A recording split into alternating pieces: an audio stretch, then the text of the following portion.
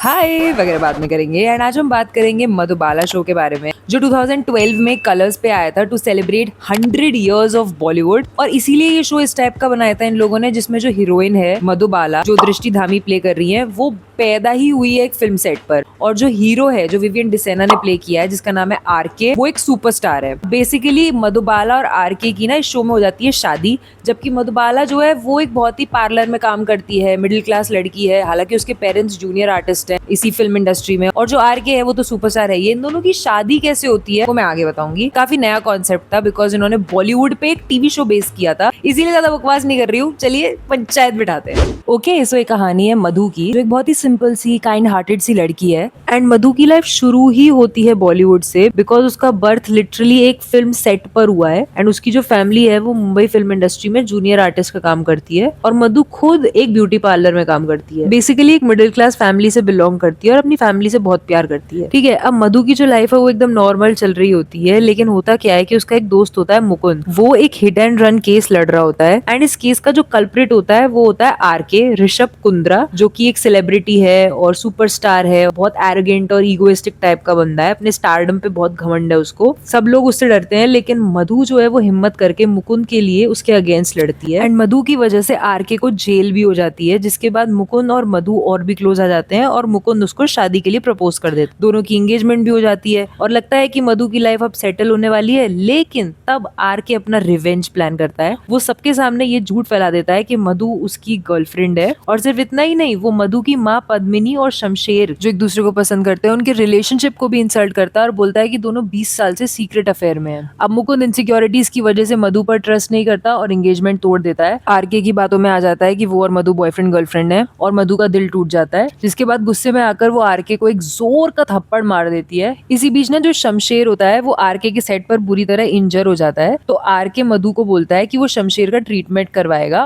और फिर अचानक से मधु को शादी के लिए प्रपोज कर देता है। जिसके बाद सबको लगता है कि आरके बदल गया है, लेकिन एक्चुअली उसके दिमाग में एक रिवेंज का प्लान चल रहा होता है। जिसके बाद मधु अपनी फैमिली की सिचुएशन देखते हुए उससे शादी कर लेती है। एंड शादी के बाद आरके का असली रूप सामने आता है। वो बहुत ही रूडली बात करता है उससे, बहुत कंट्रोलिंग होता है, एरोगेंट हस्बैंड बन जाता है और हर वक्त मधु की लाइफ मिजरेबल बनाने की कोशिश कर रहा होता है। लेकिन मधु हमारी स्वीट लड़की है, तो उसको लगता है कि प्यार और पेशेंस से वो बदल सकती है आरके को। जिसके बाद धीरे धीरे वो आरके के दिल को समझने की कोशिश करती है और उसके लिए फीलिंग्स भी डेवलप करने लगती है। इधर आरके का एक दोस्त है सिकंदर, उसकी वाइफ है दीपाली। वो सीक्रेटली आरके से ऑब्सेस्ड होती है और चाहती है कि मधु उसकी लाइफ से निकल जाए, लेकिन उसकी सारी प्लान्स फेल होती रहती हैं। तो एक दिन जो शमशेर है वो गुस्से में आके आरके को गोली मार देता है और आरके हॉस्पिटल में एडमिट हो जाता है, और मतलब लाइफ और डेथ वाला सीन हो जाता है। जिसके बाद मधु उसकी जान बचाने के लिए अपना ब्लड डोनेट कर देती है। यही वो मोमेंट होता है जो आरके को बदल देता है, और पहली बार उसे रियलाइज होता है कि मधु एक अच्छी लड़की है, उससे कितना प्यार करने लग गई है। और धीरे धीरे आरके भी मधु से जेन्युइनली प्यार करने लगता है। ठीक है, फिर मधु जो है वो आरके और उसकी जो मदर है राधा, उनका रिलेशनशिप भी इंप्रूव करती है। आरके और मधु एक दूसरे को अपने प्यार का इजहार करते हैं और फाइनली एक हैप्पी मैरिड कपल बन जाते हैं। जिसके बाद आरके ने मधु की फैमिली पे कीचड़ उछाला था ना कि पद्मिनी और शमशेर का रिलेशनशिप तो पता नहीं कैसा है, तो वो उस रिलेशनशिप को एक्सेप्ट कर लेता है और उन दोनों की शादी करवाने में भी हेल्प करता है। अब जो है एंट्री होती है बलराज की। बलराज कौन है? बलराज जो है वो एक डेंजरस आदमी होता है, और जो मधु की मदर है उनका एक्स हस्बैंड भी। अब ये क्या करता है कि ये इन सबको किडनैप कर लेता है, लेकिन मधु की मदर जो है उसको मार देती है और सबको बचा लेती है। इसके बाद आरके डिसाइड करता है कि वो मधु से प्रॉपरली दोबारा शादी करेगा और अपनी मैरिड लाइफ फ्रेश स्टार्ट करेगा, और मधु बहुत खुश हो जाती है। लेकिन फिर आता है सबसे बड़ा ट्विस्ट। आरके अचानक मधु को बोलता है कि उसने कभी उससे प्यार किया ही नहीं था, ये सब एक रिवेंज प्लान था। उसका मकसद सिर्फ मधु को उसके प्यार में फंसाना और फिर उसका दिल तोड़ना था। एग्जैक्टली वैसे ही जैसे मधु ने उससे जेल भेजकर उसकी इंसल्ट की थी। अब ये सुनकर मधु कंप्लीटली टूट जाती है, आरके का घर वगैरह छोड़ के चली जाती है, अपनी लाइफ में आगे बढ़ने की कोशिश करती है। उधर सब लोग आरके को समझा रहे होते हैं कि वो मधु को वापस लेके आए, लेकिन आरके अपनी ईगो में कुछ करता नहीं है। जिसके बाद मधु डिसाइड करती है कि वो फिर से इंडिपेंडेंट बनेगी। वो अपना पार्लर वाला काम कंटिन्यू करती है और as a hair stylist RK के सेट पर काम करने लगती है, और आरके फिर उसे परेशान करने लगता है और उसे जॉब छोड़ने पर मजबूर करने की कोशिश करता है। लेकिन धीरे धीरे आरके को रियलाइज होने लगता है कि वो सच में मधु से प्यार करने लग गया है, और इस रियलाइजेशन के बाद वो मधु को उठा लेता है। मतलब वो मधु को फोर्सफुली अपने घर में रखने लगता है कि वो अब उसके साथ ही रहेगी। लेकिन इस बार मधु नहीं झुकती, बिकॉज वो सब जो नाटक किया था उसने इससे पहले वो नहीं भूल पा रही है। इसी वक्त सुल्तान की एंट्री होती है। सुल्तान कौन है? सुल्तान आरके का ही भाई है, मतलब आरके के जो फादर है उनकी सेकंड वाइफ का बेटा है, मतलब उसका हाफ ब्रदर है, और ये भी मधु से प्यार करने लगता है। उधर जो मधु है उसको तो आरके उठा लाया अपने घर पे, तो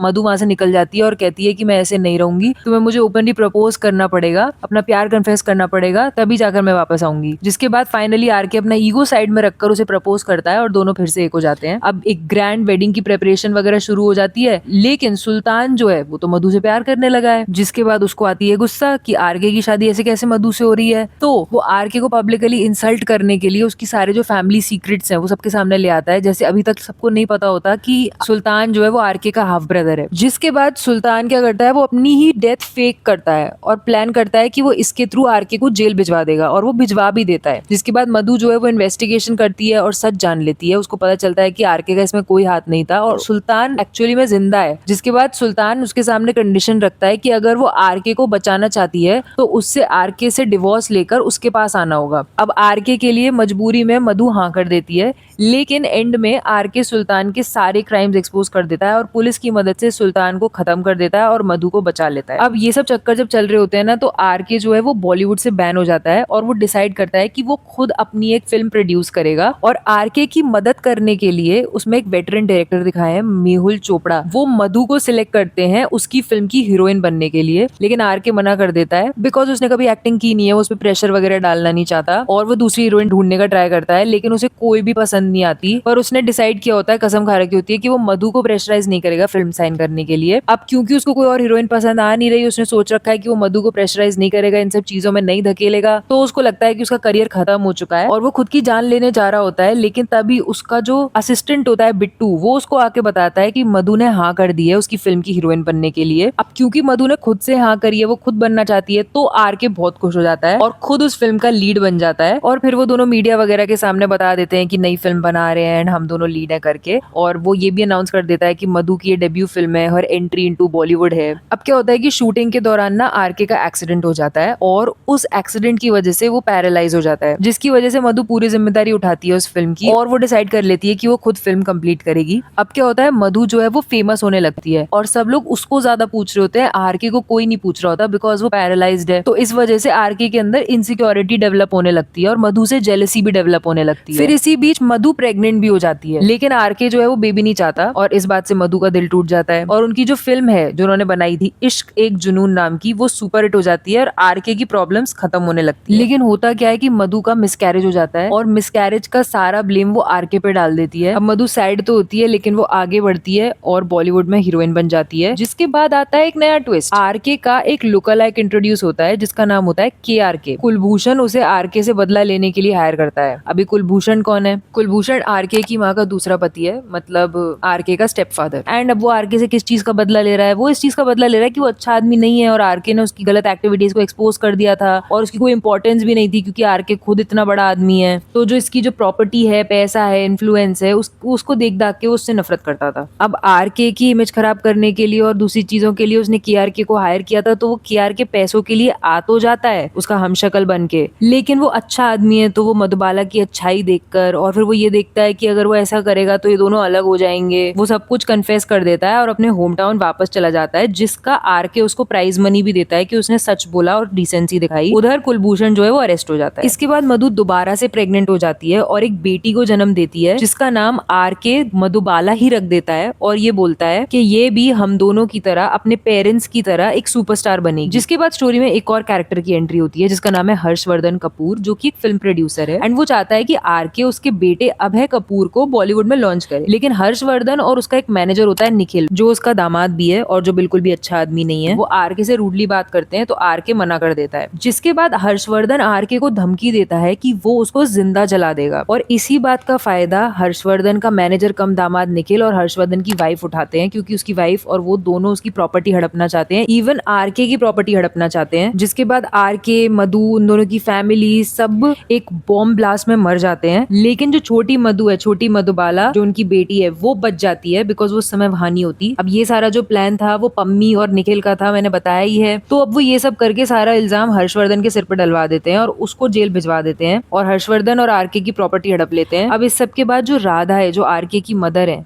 सगी, वो भी जिंदा बची है और वो छोटी मधुबाला को लेकर मुंबई और फिल्म इंडस्ट्री से बिल्कुल दूर चली जाती है, उसको बिल्कुल दूर पालती हैं। लेकिन खून अपना असर दिखाता है। जूनियर मधु जो होती है वो बचपन से ही फिल्म्स, डांस, म्यूजिक, एक्टिंग, वो सब में बहुत इंटरेस्टेड होती है और बड़े होने के बाद वो बिल्कुल अपनी माँ मधु जैसी दिखने लगती है। और पता है उसको ना अभय कपूर से प्यार हो जाता है, जिसको आरके ने लॉन्च नहीं किया था ना, उससे। और अभय और उसकी फैमिली जो है वो अब आरके के मेंशन में ही रह रहे होते हैं। तो अब अभय और मधु प्यार करते होते हैं आपस में, तो उन दोनों की शादी वगैरह भी अनाउंस हो जाती है। लेकिन अभय जो है उसकी शादी राजा से करवा देता है, जो कि आरके का लुक अलाइक है और मेंटली चैलेंज्ड है। और वो आरके का लुक अलाइक इसलिए है बिकॉज वो जो पहला वाला लुक अलाइक था ना आरके का, KRK, वो उसका ही बेटा है। जिसके बाद अभय अपना असली मोटिव रिवील करता है कि उसके दिमाग में क्या चल रहा है। एक्चुअली उसके जो फादर है हर्षवर्धन, उन्होंने जेल में अपनी जान ले ली थी सारी बदनामी वगैरह के बारे में सोच सोच कर, और वो सारी बदनामी उन्हें आरके और मधु की वजह से मिली थी। तो वो उसी का बदला लेने के लिए ये सब कर रहा होता है। उधर जो राजा है वो धीरे धीरे नॉर्मल होने लगता है और फिर राजा जो है वो अभय को मार देता है, क्योंकि अभय ने उसकी और मधुबाला की लाइफ झंड कर रखी थी। और ये नॉर्मल होते होते राजा फाइनली गैंगस्टर ही बन जाता है, वो गैंगस्टर लाइफ जीने लग जाता है। जिसके बाद मधुबाला उसे हेट करने लगती है। जिसके बाद राजा गुस्से में आकर मधुबाला के साथ सेक्सुअल असॉल्ट करता है, उसके साथ जोर जबरदस्ती करता है और मधुबाला उसके अगेंस्ट केस फाइल करती है और राजा जेल चला जाता है। लेकिन बाद में मधुबाला को वो केस वापस लेना पड़ता है बिकॉज राजा उसको धमका देता है कि अगर उसने केस वापस नहीं लिया तो वो उसकी जो दीदा है, मतलब मधुबाला की जो दादी है जिनको वो दीदा बुलाती है, उनको नुकसान पहुंचा देगा। तो वो प्रेशर फील करके केस वेस वापस ले लेती है। अब इधर राजा की जो दादी है उनकी डेथ हो जाती है, जिन्हें वो बाई जी बुलाता है,